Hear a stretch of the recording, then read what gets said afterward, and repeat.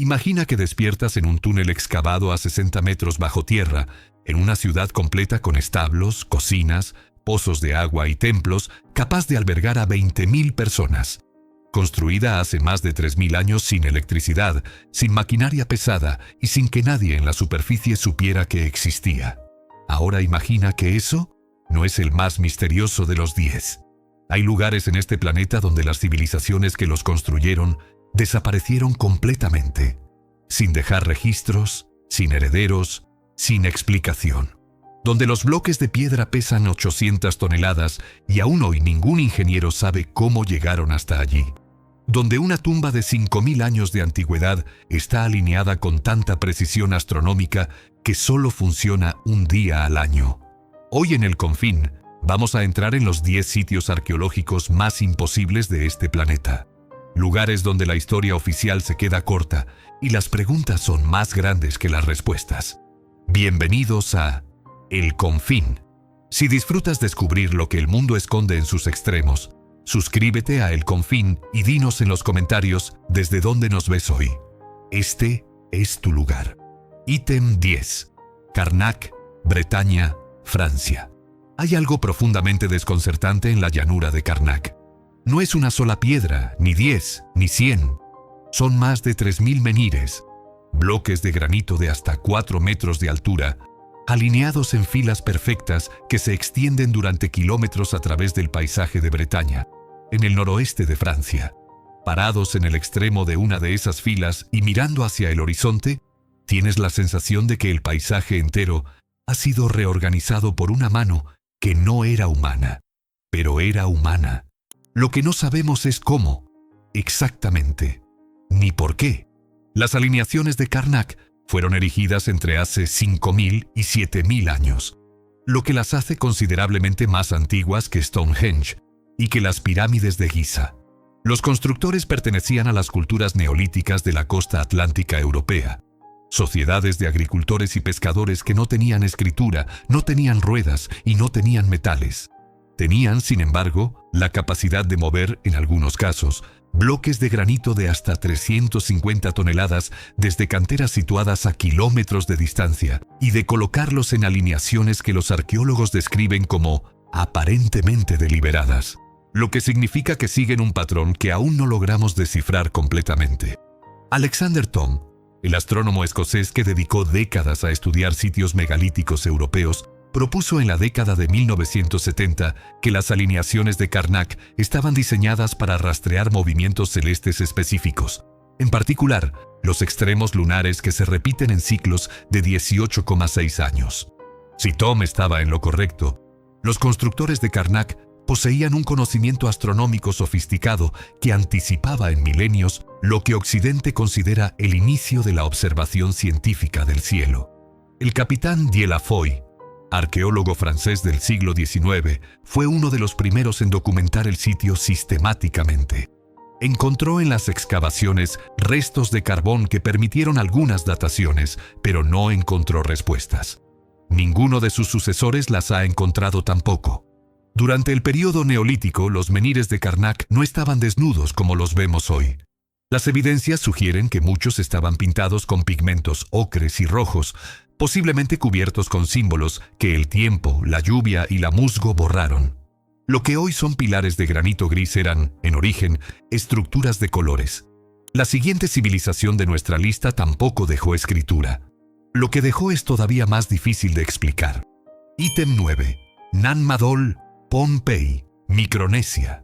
En medio del Pacífico Occidental, frente a la costa de la isla de Pohnpei, una isla que tiene 345 kilómetros cuadrados y que en el siglo XX era prácticamente desconocida para el mundo occidental, existe una ciudad construida sobre el océano. No junto al océano, no mirando al océano. Sobre él, sostenida por el mar mismo. Nan Madol es un complejo de más de 90 islotes artificiales construidos con columnas de basalto volcánico de hasta 5 metros de longitud y 5 toneladas de peso cada una.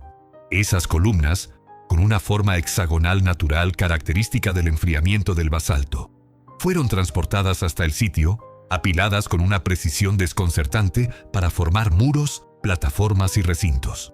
El complejo se extiende sobre unos 18 kilómetros cuadrados de laguna y fue construido entre los siglos VIII y XIII de nuestra era por la dinastía Saudeleur, un linaje de gobernantes cuya historia se ha transmitido oralmente, pero que no dejó ninguna forma de escritura.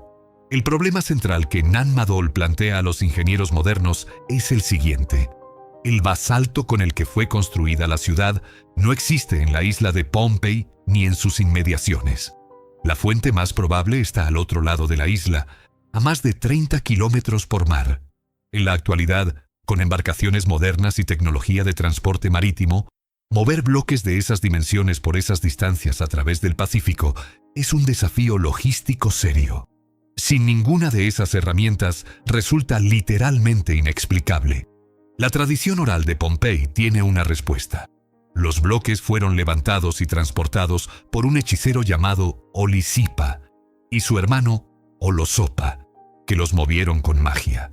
Los arqueólogos no han propuesto todavía una alternativa que sea mecánicamente más convincente. Nan Madol fue durante siglos un lugar prohibido. Los gobernantes Saudeleur vivían ahí y nadie más podía residir en la ciudad artificial. Comer dentro de sus límites estaba castigado con la muerte. Incluso hoy la comunidad local mantiene una relación de respeto y distancia con las ruinas. Algunos isleños se niegan a entrar porque creen que los espíritus de los antiguos gobernantes todavía protegen el lugar. La siguiente parada nos lleva a una ciudad que desapareció y que durante siglos durmió bajo tierra en un sentido completamente literal. Itemocho, Derinkuyu, Capadocia, Turquía. Imagina que alguien te invita a visitar una ciudad de 20.000 habitantes. Te lleva hasta el centro, abre una puerta y te pide que bajes. Bajas. Sigues bajando.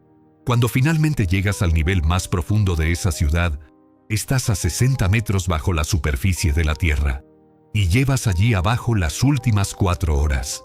Derinkuyu, en la región de Capadocia, en el centro de Turquía, es una ciudad subterránea excavada directamente en la roca volcánica blanda de la región. Un tipo de piedra llamada toba, que los geólogos describen como relativamente fácil de tallar con herramientas de bronce o hierro. Esa característica geológica explica el cómo, no explica el porqué de la escala. La ciudad tiene al menos 8 niveles documentados que descienden hasta 60 metros de profundidad, aunque algunos investigadores estiman que puedan existir niveles no excavados más abajo.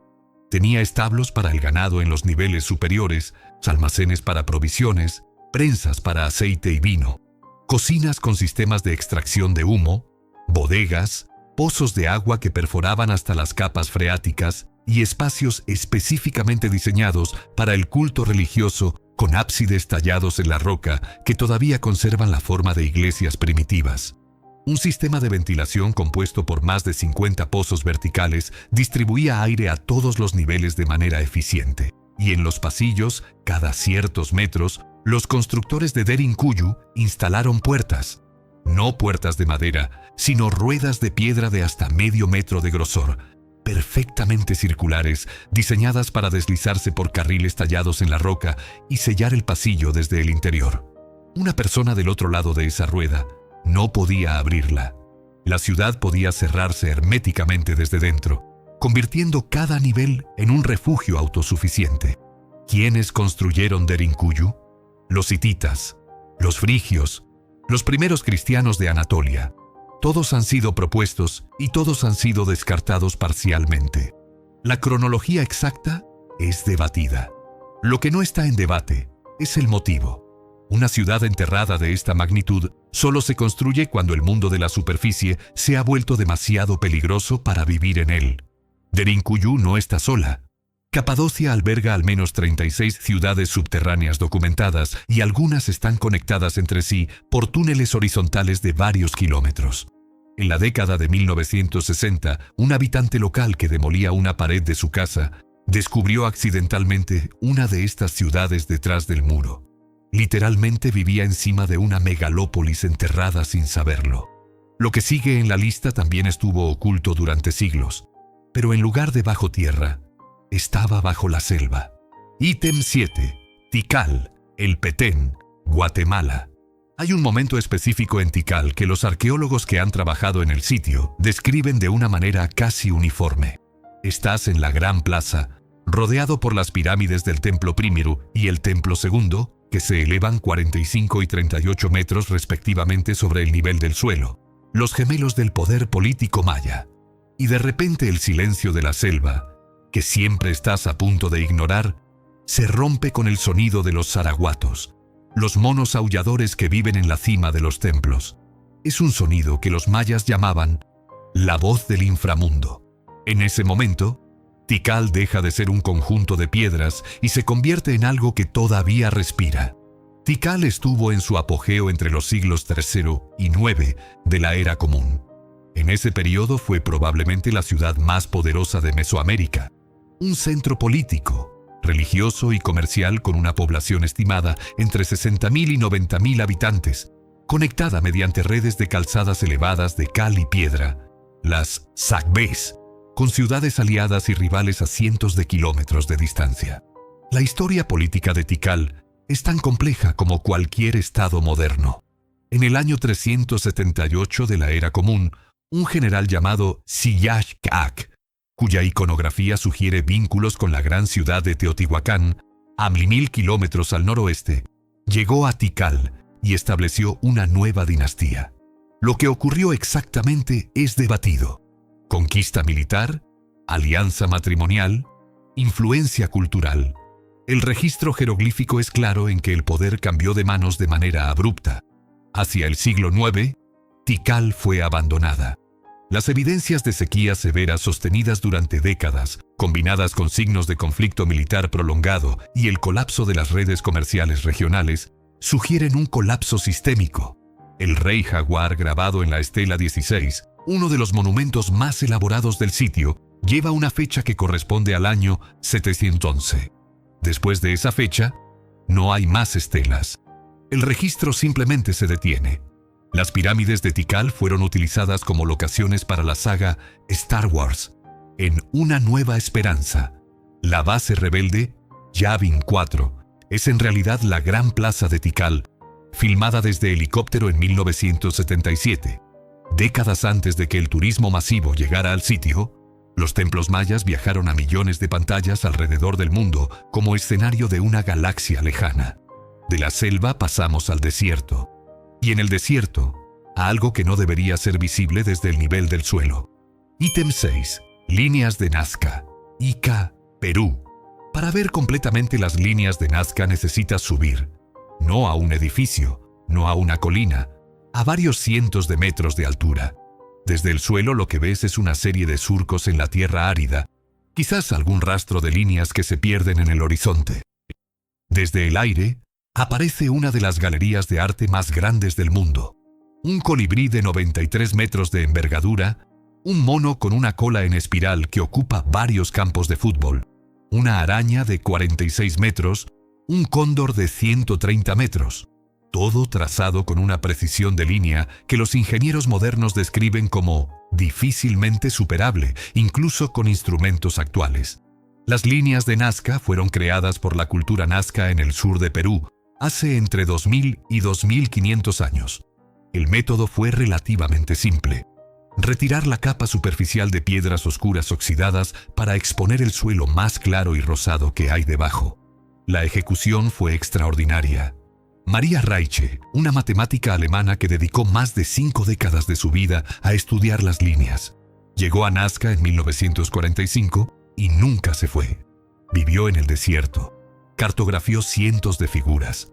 Dormió sobre una colchoneta en el suelo durante años y protestó públicamente cuando un fabricante de automóviles japonés solicitó permiso para filmar un comercial sobre las líneas. Murió a los 95 años en Lima, en 1998, sin haber resuelto completamente el misterio, pero habiéndolo preservado. Su hipótesis principal era que las líneas formaban un gigantesco calendario astronómico. La mayoría de los investigadores actuales creen que estaban relacionadas con rituales vinculados al agua, una materia de vida o muerte en uno de los desiertos más secos del planeta. El clima de Nazca es el secreto de su conservación. La zona recibe menos de 4 milímetros de lluvia anuales. El viento en el suelo es mínimo. En ese vacío climático, los geoglifos han sobrevivido intactos 2 milenios.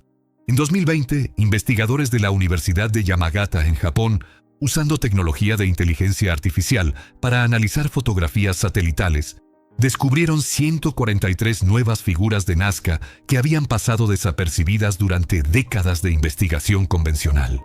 Entre los nuevos descubrimientos había figuras de serpientes, orcas, camélidos y seres humanoides. El inventario de Nazca sigue creciendo. Pero si crees que esto ya es extraordinario, lo que viene a continuación va a redefinir lo que entiendes por sitio arqueológico imposible. Ítem 5. Göbekli Tepe, Şanlıurfa, Turquía. Todo lo que creíamos saber sobre los orígenes de la civilización tiene una fecha de corte. Göbekli Tepe. El sitio se encuentra en una colina del sureste de Turquía, a unos 15 kilómetros de la ciudad de Şanlıurfa, en una región donde el paisaje árido se extiende hacia la frontera siria. Fue excavado sistemáticamente desde 1994 por el arqueólogo alemán Klaus Schmidt, quien lo estudió hasta su muerte en 2014 con una dedicación que él mismo describía como la misión de su vida. Lo que Schmidt y su equipo encontraron obligó a reescribir los libros de texto de prehistoria.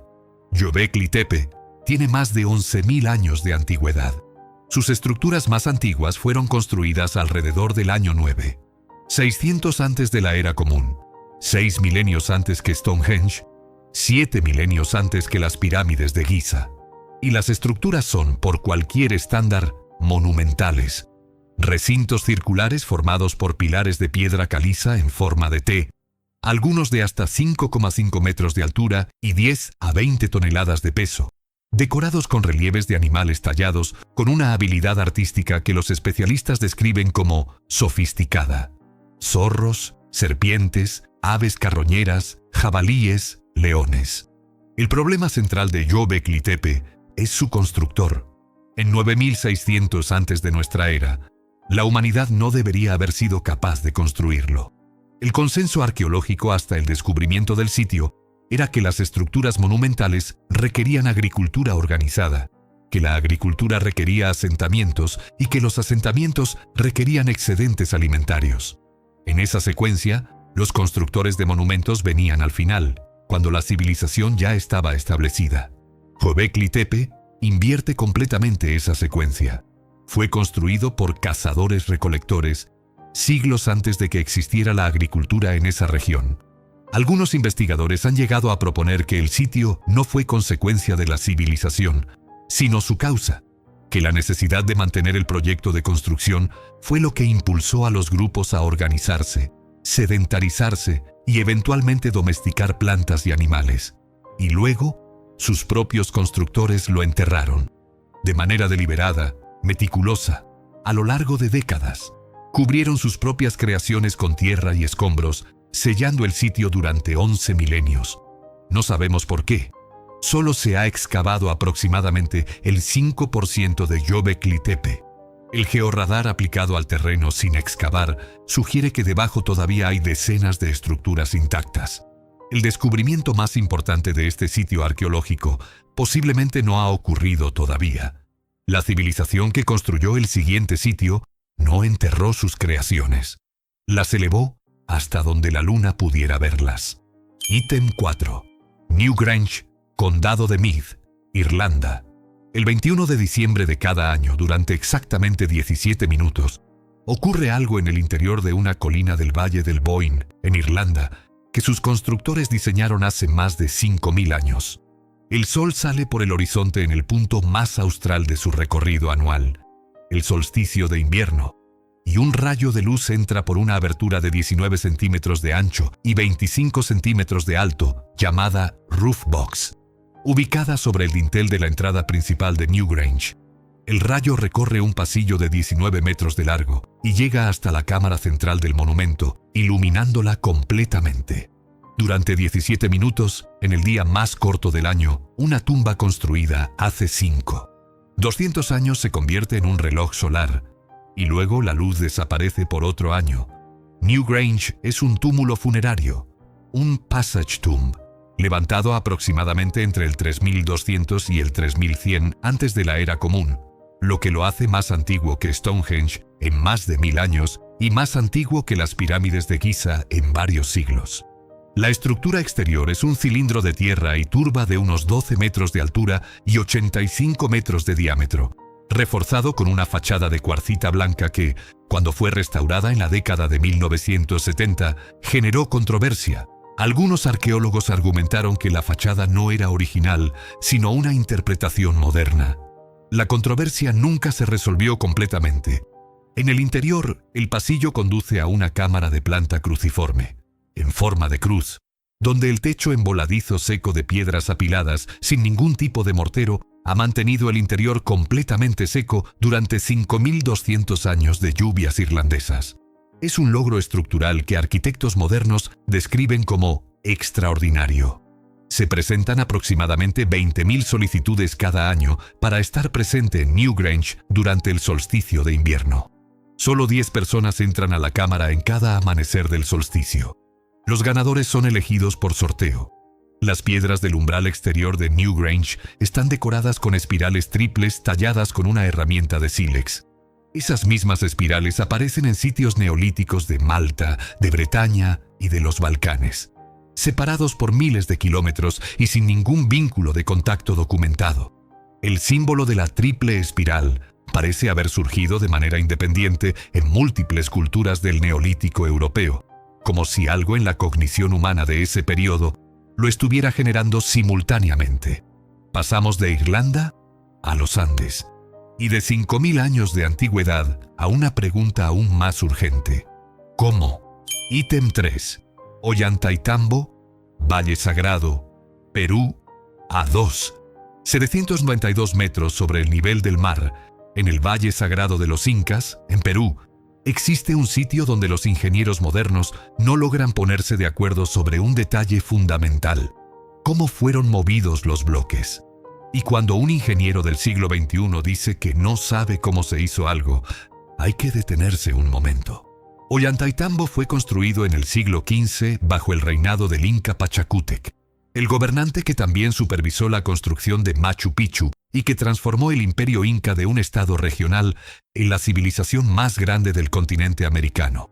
En la parte alta del sitio, en lo que los arqueólogos llaman el Templo del Sol, hay 6 bloques monolíticos de granito rosado de entre 50 y 100 toneladas cada uno, perfectamente tallados y ajustados entre sí con una precisión submilimétrica, sin mortero, sin espacios, con un ensamblaje tan exacto que la hoja de un cuchillo no entra entre las juntas.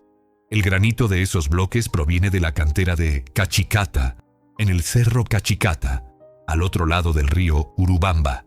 La distancia en línea recta es de aproximadamente 5 kilómetros, pero en línea recta en los Andes no significa lo mismo que en terreno plano. Implica bajar por laderas empinadas, cruzar un río de corriente fuerte y luego escalar la pendiente opuesta hasta el nivel del templo. Los incas no tenían ruedas. No tenían animales de tiro en el sentido en que las civilizaciones euroasiáticas los usaban. Tenían llamas, que no superan las 60 kg de carga útil, y cuerdas de fibra de agave. Y sin embargo, esos bloques llegaron. En el camino entre la cantera y el templo, algunas de esas piedras están todavía en el río Urubamba, donde se hundieron durante el transporte hace 600 años. Se llaman piedras cansadas.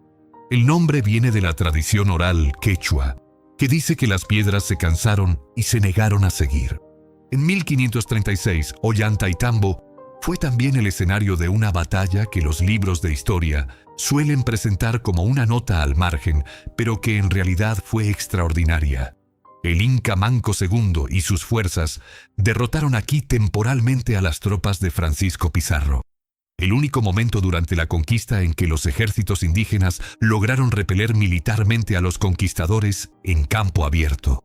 Los incas desarrollaron un sistema de construcción antisísmica que los ingenieros modernos han estudiado para aplicar en zonas sísmicas contemporáneas. Los bloques de Ollantaytambo están diseñados con ligeras inclinaciones que les permiten acomodarse durante un sismo sin colapsar.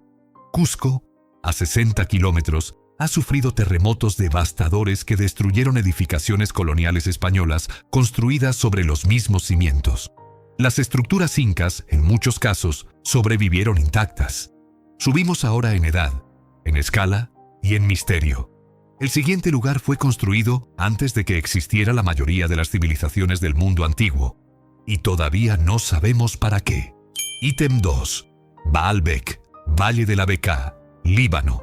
En el Valle de la Bekaa, en el Líbano moderno, a 1150 metros sobre el nivel del mar, hay una plataforma de piedra que los romanos eligieron como base para construir el mayor templo de su imperio. Cuando los arquitectos del templo de Júpiter llegaron al sitio, en el siglo I, antes de la era común, encontraron ya ahí una plataforma de bloques de piedra que no habían construido ellos, y decidieron construir encima. Esa decisión implica algo perturbador. Los ingenieros romanos, los mismos que construyeron el Panteón, el Coliseo y los acueductos más largos del mundo antiguo, se encontraron con una obra de ingeniería que prefirieron usar como cimiento antes que reemplazar. La plataforma prerromana de Baalbek está compuesta por bloques de caliza de dimensiones que no tienen paralelo en ninguna construcción del mundo antiguo. En la base del muro occidental, 3 de esos bloques, conocidos colectivamente como el Trilithon, pesan entre 800 y 1000 toneladas cada uno. Para poner eso en perspectiva, la carga máxima documentada que puede mover una grúa moderna de uso industrial es de aproximadamente 1200 toneladas, y solo en condiciones ideales. Mover esos bloques desde la cantera, que está a 900 metros de distancia y a una diferencia de nivel de más de 30 metros, y colocarlos con la precisión que muestran, habría requerido capacidades logísticas que ningún consenso arqueológico actual puede explicar satisfactoriamente para el periodo en que fueron colocados. En la cantera de Baalbek, a pocos kilómetros del sitio, hay todavía un bloque que nunca fue movido. Se llama Hadjar el-Gubl, la piedra del sur, y pesa aproximadamente 1200 toneladas. Es el bloque de piedra tallado más grande de toda la historia humana conocida. Sigue ahí, en la cantera, a medias entre el suelo y la superficie, como si alguien simplemente lo hubiera dejado a mitad del trabajo y nunca hubiera vuelto. En la pared del templo de Júpiter de Baalbek hay jeroglíficos en escritura fenicia que mencionan al lugar con un nombre que traduce aproximadamente como Ciudad del Sol. La tradición fenicia local afirmaba que el sitio era tan antiguo que los primeros constructores eran gigantes enviados por los dioses. Eso no es evidencia arqueológica, pero explica por qué los romanos, cuando llegaron, prefirieron construir encima en lugar de demoler. Algunos misterios son demasiado grandes para ignorarlos, incluso para los más pragmáticos constructores de la antigüedad. Y ahora llegamos al lugar que cierra esta lista. El único sitio de nuestros 10 donde la pregunta no es cómo, sino cuándo, y donde la respuesta obliga a reescribir la historia de nuestra especie. Ítem 1. Göbekli Tepe, no, Yonaguni, Japón y la plataforma submarina. Esperabas algo conocido, pero el número 1 de esta lista pertenece a las profundidades del Pacífico, a 5 metros bajo la superficie frente a la costa de la isla de Yonaguni, en el extremo suroeste del archipiélago japonés. En 1986, Kihachiro Aratake, un instructor de buceo local, estaba explorando las aguas alrededor de Yonaguni cuando su linterna iluminó algo que lo detuvo en seco. Una serie de estructuras de roca bajo el agua con ángulos de 90 grados. Plataformas, escaleras, lo que parecían muros. Yonaguni Monument, también conocido como la Pirámide de Yonaguni, tiene aproximadamente 150 metros de largo, 40 metros de ancho y se eleva unos 27 metros desde el fondo hasta la parte superior. Sus ángulos, sus terrazas y sus formas regulares han dividido a la comunidad científica durante 4 décadas en 2 campos irreconciliables. Los que argumentan que es una formación natural de arenisca modelada por corrientes y movimientos tectónicos, y los que argumentan que es una obra de la mano humana, construida cuando el nivel del mar era lo suficientemente bajo como para que esa plataforma estuviera en tierra firme. Masaaki Kimura, geólogo marino de la Universidad de las Ryukyu, que ha buceado en el sitio más de 100 veces, argumenta que las marcas de herramientas, las escaleras y la regularidad de las formas no pueden ser explicadas por procesos geológicos naturales. Si Kimura tiene razón, La plataforma fue construida hace entre 5.000 y 10.000 años, durante la última glaciación, cuando el nivel del mar era aproximadamente 40 metros más bajo que el actual. Eso colocaría a los constructores de Yonaguni entre los más antiguos del registro arqueológico mundial. Robert Schoch, geólogo de la Universidad de Boston que inspeccionó el sitio, concluyó que la mayor parte de la formación es natural, pero que algunos elementos muestran evidencia de modificación humana sobre una base rocosa preexistente.